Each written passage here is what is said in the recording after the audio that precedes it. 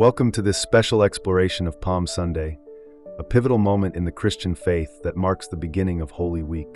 Today, we journey back in time to witness Jesus Christ's triumphant entry into Jerusalem, an event that would set in motion the most significant week in human history. As we examine the biblical accounts of this celebration, we'll discover profound truths that can transform our understanding of Christ's kingship and inspire our faith journey today. Whether this is your first time hearing about Palm Sunday, or you've celebrated it for years, these scriptures will illuminate fresh perspectives on this momentous occasion. Together, we'll uncover the historical significance, prophetic fulfillment, and eternal implications of that remarkable day when crowds lined the streets of Jerusalem to welcome their long-awaited king. The historical context of Palm Sunday is essential for understanding its significance. The Gospel of John provides precise timing. 6 days before the Passover, Jesus came to Bethany, where Lazarus lived, whom Jesus had raised from the dead. John 12 verse 1. This places Jesus' arrival just before one of Judaism's most important festivals, when Jerusalem would be teeming with pilgrims from across the region. The Passover celebration commemorated Israel's liberation from Egyptian slavery, a powerful backdrop for what was about to unfold. Matthew's account highlights an intentional preparation. Jesus sent 2 disciples, saying to them, "Go to the village ahead of you, and at once you will find a donkey tied there, with her colt by her. Untie them and bring them to me." Matthew 21 verses 1-2. Jesus wasn't merely entering the city, he was orchestrating a deliberate fulfillment of prophecy. The tension was already building in Jerusalem as religious leaders sought to arrest Jesus, John 11 verse 57, while crowds who had witnessed his miracles, particularly Lazarus' resurrection, were eager to see him. This convergence of circumstances, the festival season, messianic expectations, Jesus' growing popularity, and religious opposition, created the perfect spiritual and political climate for the dramatic events that would unfold on Palm Sunday and throughout Holy Week. The most remarkable aspect of Palm Sunday is its direct fulfillment of ancient prophecy. Approximately 500 years earlier, the prophet Zechariah had written, "Rejoice greatly, O daughter of Zion. Shout aloud, O daughter of Jerusalem. Behold, your king is coming to you, righteous and having salvation is he, humble and mounted on a donkey, on a colt, the foal of a donkey." Zechariah 9 verse 9. Matthew explicitly connects Jesus' actions to this prophecy. This took place to fulfill what was spoken through the prophet. "Say to daughter Zion, see, your king comes to you, gentle and riding on a donkey, and on a colt, the foal of a donkey." Matthew 21 verses 4-5. This wasn't coincidental. Jesus intentionally arranged these details to declare his messianic identity. By choosing a donkey rather than a war horse, Jesus visually communicated that he came in peace, not as a military conqueror, but as a humble servant king. The crowds, however, were looking for political liberation from Roman occupation. Their expectations would soon be challenged as Jesus revealed a kingdom not of this world, one that would liberate not just a nation, but all humanity from the bondage of sin. The prophetic fulfillment demonstrated divine orchestration and Jesus' complete awareness of his mission and identity as the promised Messiah of Israel. The Gospel accounts provide vivid details of the crowd's exuberant response. Matthew describes their actions. A very large crowd spread their cloaks on the road, while others cut branches from the trees and spread them on the road.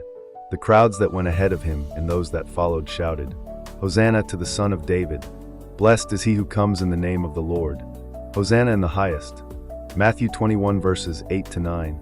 The spreading of garments symbolized submission to royalty, an ancient custom acknowledging a sovereign.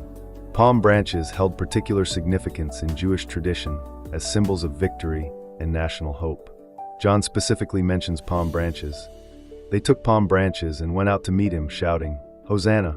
Blessed is he who comes in the name of the Lord. Blessed is the King of Israel." John 12 verse 13.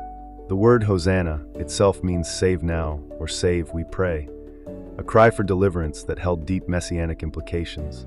The crowd's proclamation, "Blessed is he who comes in the name of the Lord," comes directly from Psalm 118 verse 26, a messianic psalm traditionally associated with the arrival of God's anointed one.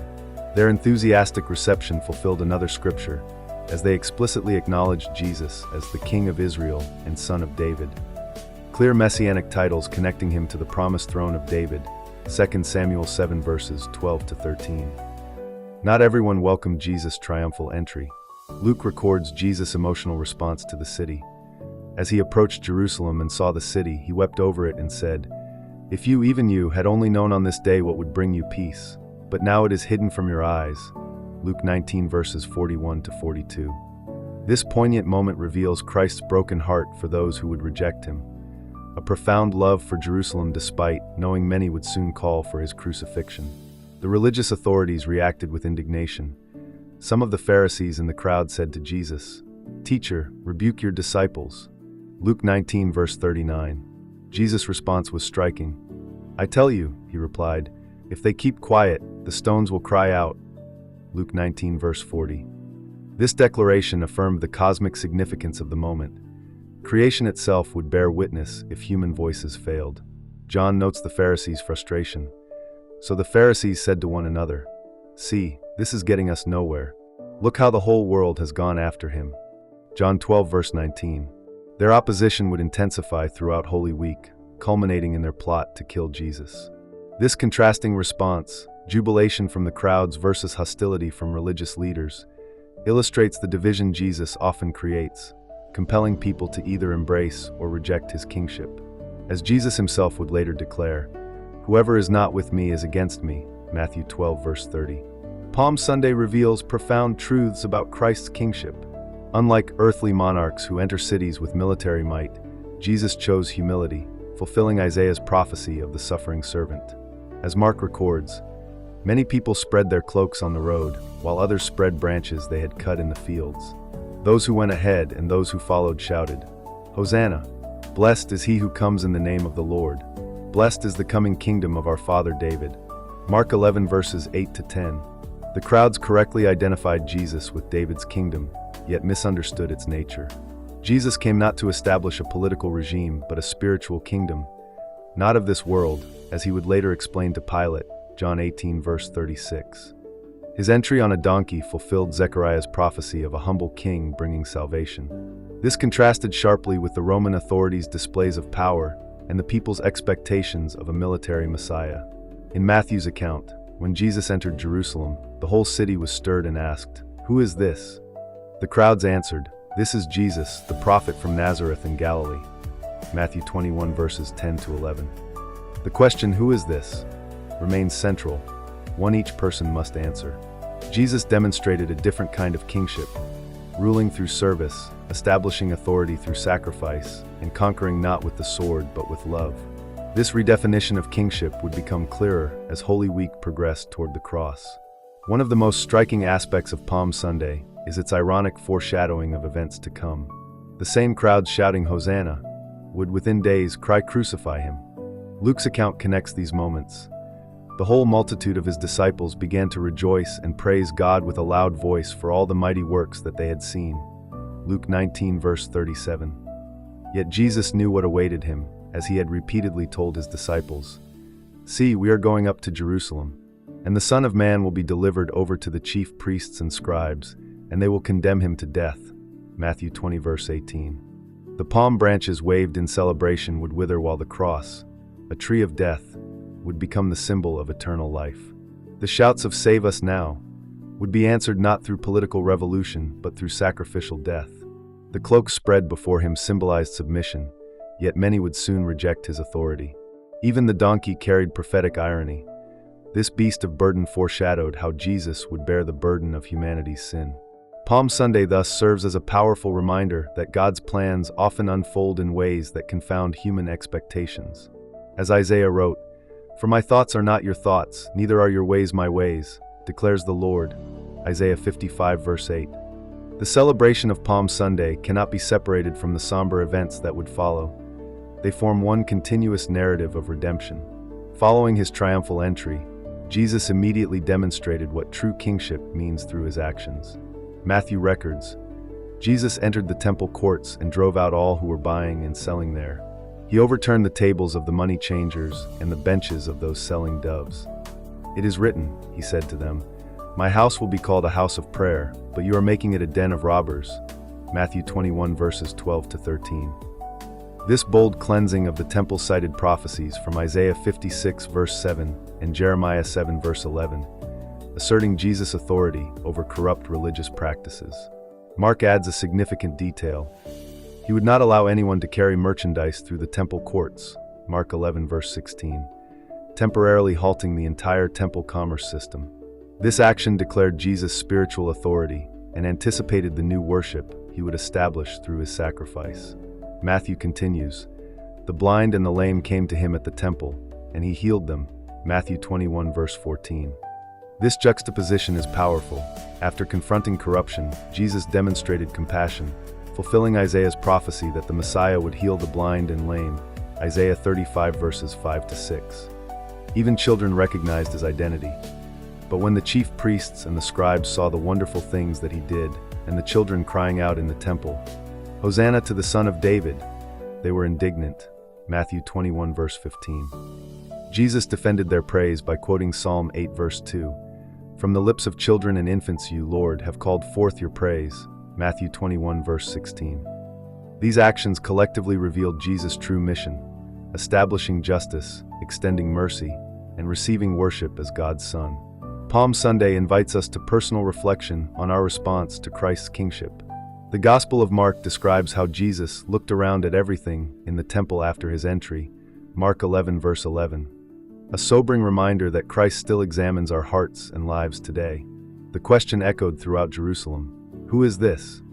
Matthew 21 verse 10 remains the most important question each person must answer. Do we merely admire Jesus from a distance, or have we surrendered to his lordship?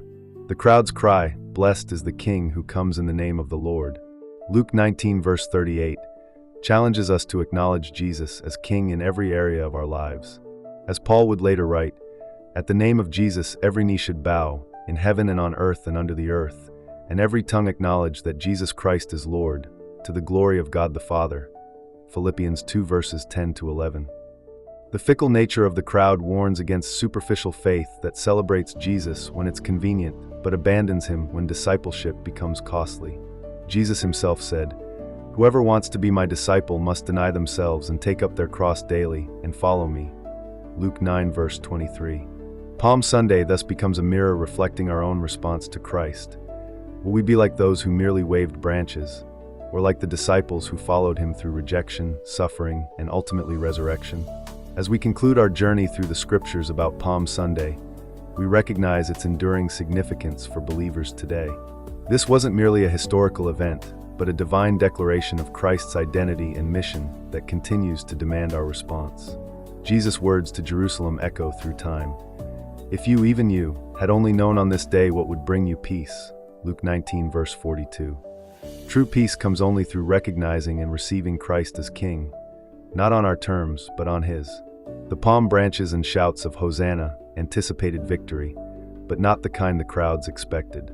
The ultimate triumph would come through apparent defeat, the cross, followed by resurrection. As we prepare to observe Holy Week, Palm Sunday serves as its gateway, inviting us to walk with Jesus through his suffering before celebrating his victory. The prophet Isaiah foretold this journey. He was despised and rejected by mankind, a man of suffering and familiar with pain. Surely he took up our pain and bore our suffering. Isaiah 53 verses 3 to 4. Yet this suffering led to glory. After he has suffered, he will see the light of life and be satisfied. By his knowledge my righteous servant will justify many. Isaiah 53 verse 11. As we wave our own symbolic palm branches today, may we do so with hearts fully surrendered to the humble King, who came not to be served, but to serve and give his life as a ransom for many. Mark 10 verse 45. Let us join with all creation in declaring, "Blessed is he who comes in the name of the Lord." Psalm 118 verse 26.